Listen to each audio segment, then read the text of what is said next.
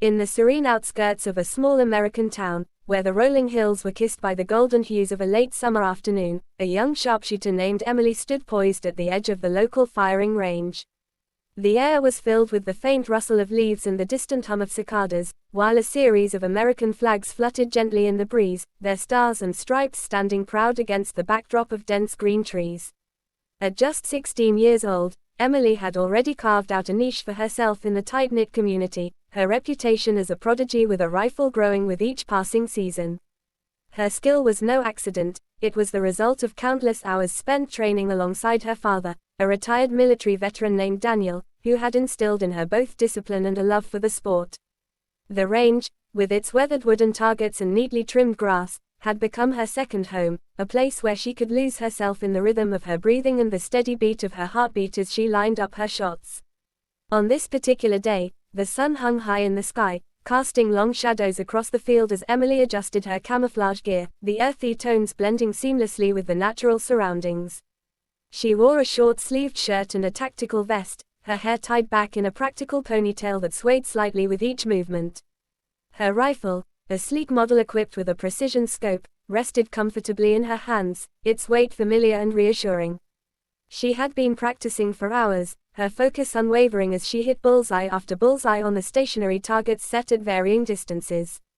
The faint sound of her shots echoed through the valley, a testament to her growing mastery. The range was quiet save for the occasional murmur of approval from her father, who stood a short distance away, watching with a mixture of pride and quiet anticipation. It was then that Colonel Hargrove made his entrance. A tall, broad-shouldered man with a head of silver hair and a face etched with the lines of a long military career, he was a figure of authority and respect in the local shooting circles. His khaki uniform, adorned with a patch on the shoulder and a badge that gleamed in the sunlight, spoke of his years of service, and his presence commanded attention. He had heard tales of Emily's talent but had yet to witness it firsthand, often dismissing such stories as exaggerated by proud parents. As he approached the range, his boots crunching softly on the gravel path, he carried an air of skepticism, his piercing gaze fixed on the young girl who seemed so at ease with her weapon. He had seen many shooters come and go, and few, in his opinion, lived up to the hype, especially not a teenager. Stopping a few paces behind Emily, Colonel Hargrove crossed his arms and observed silently as she took another shot, the bullet striking the center of the target with a satisfying thud. He raised an eyebrow, his initial doubt giving way to a flicker of curiosity. After a moment, he stepped forward, his voice cutting through the stillness with a gruff but measured tone.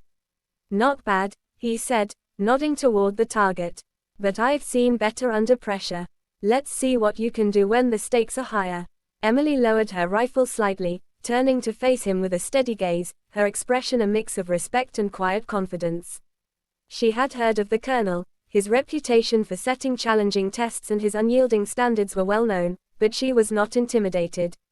Instead, she felt a spark of excitement, eager to prove herself to someone of his caliber. The colonel's lips curled into a faint smirk as he continued. "I bet you'll miss more than you hit if I set up 80 targets for you to take down in under a minute. Moving targets, mind you, not these sitting ducks you've been practicing on." The challenge hung in the air, a bold declaration that carried the weight of his experience and his belief that no young shooter, no matter how skilled, could handle such a feat. The crowd of onlookers, which had grown to include a few local enthusiasts and a couple of her father's old comrades, murmured among themselves, some exchanging skeptical glances while others whispered words of encouragement to Emily. Her father, Daniel, stepped closer, his brow furrowed with concern but his eyes shining with faith in his daughter's abilities. He knew her potential better than anyone, having watched her transform from a curious child playing with toy guns into a focused athlete with a natural gift. Emily met the colonel's gaze, her mind racing as she considered the task ahead. 80 moving targets in under a minute was no small feat, even for an experienced shooter. It would require not just precision but also speed, adaptability, and an almost instinctive understanding of her weapon's rhythm. Yet, she felt no fear, only a surge of determination. "I'll take that bet," she replied, her voice clear and firm, carrying a hint of defiance that made the colonel's smirk widen into a grin. He respected her boldness, even if he remained convinced she would falter under the pressure. With a nod, He turned to his assistant, a younger man in a similar uniform, and began issuing instructions. The range was quickly transformed as the assistant and a few volunteers set up a series of small, motorized targets, plates that would pop up and move across the field at random intervals, mimicking the unpredictability of a real combat scenario. As the preparations unfolded, Emily took a moment to steady herself. She closed her eyes, drawing a deep breath as she visualized the sequence of shots she would need to make. Her father approached, placing a hand on her shoulder. "You've got this, Em," he said softly, his voice a grounding force amidst the growing excitement. "Just trust your training." She nodded, offering him a small smile before returning her focus to the range. The crowd formed a loose semicircle, their anticipation palpable as the colonel stepped back to oversee the setup. The targets were now in place, their metallic surfaces glinting in the sunlight, and the timer was set. The colonel raised a hand, his expression a mix of challenge and curiosity. "Ready when you are," he called out, his voice carrying over the field. Emily raised her rifle, her posture shifting into the stance she had practiced 1,000 times. Her fingers adjusted the scope, her breathing slowed, and her mind locked onto the task ahead.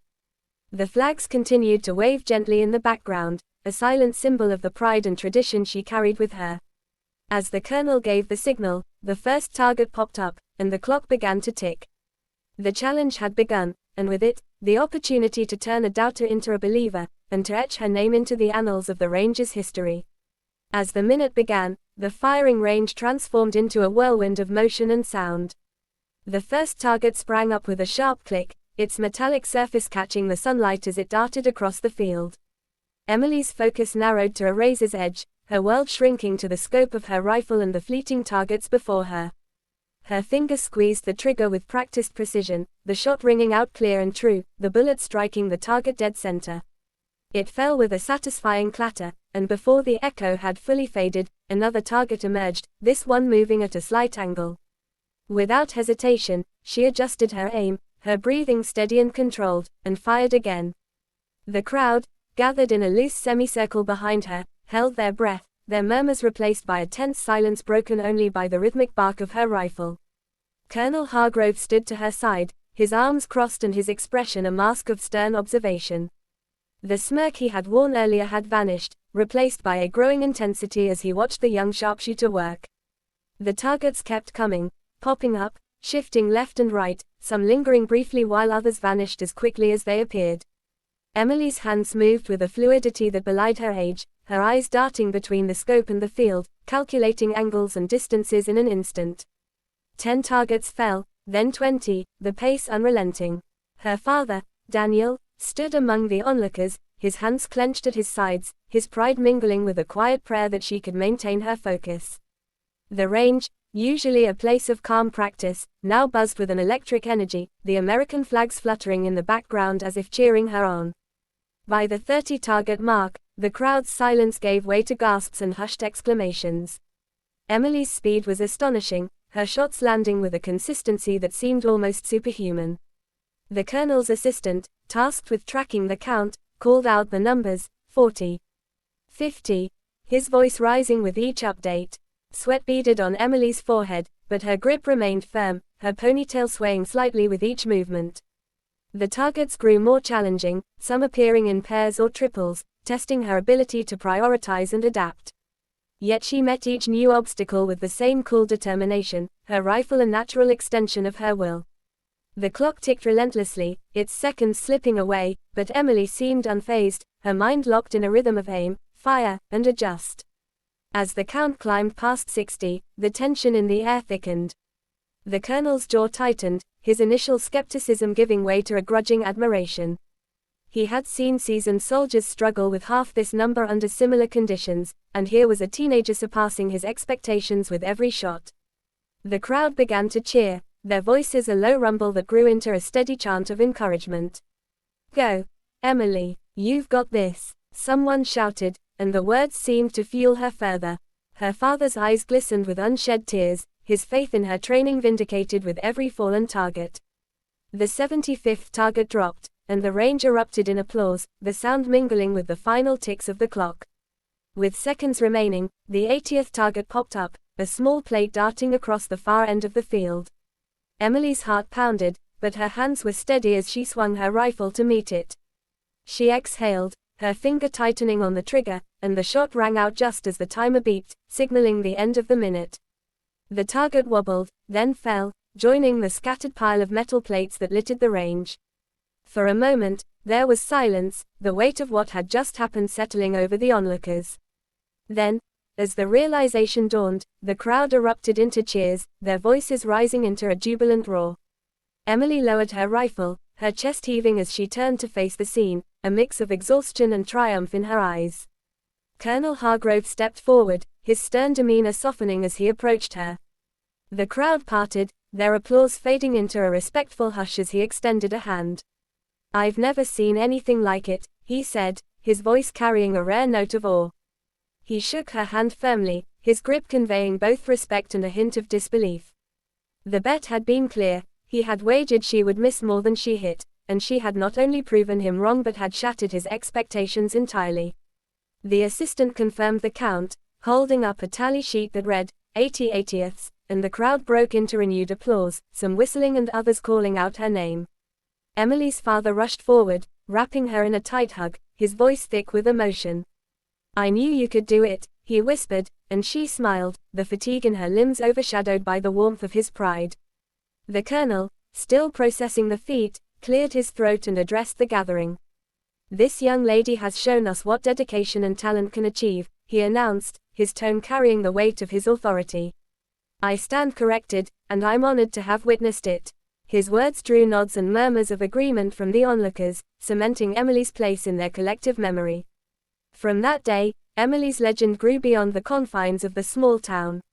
Word of her incredible performance spread through local shooting circles, reaching neighboring communities and even catching the attention of regional competitions. The colonel, humbled by her skill, sought her out in the days that followed, offering to mentor her personally. What had begun as a rivalry transformed into a deep mentorship, with the colonel sharing his decades of experience to refine her technique and prepare her for bigger stages. He saw in her not just a talented shooter but a potential champion, someone who could carry the traditions of the range into the future. As the weeks turned into months, Emily trained harder than ever, her name becoming synonymous with excellence. The firing range, once a quiet retreat, now buzzed with visitors eager to see the girl who had hit 80 targets in under a minute. The colonel's guidance proved invaluable, his rigorous drills and strategic insights pushing her to new heights. Together, they set their sights on national competitions, their partnership a testament to the unexpected bond forged that fateful afternoon.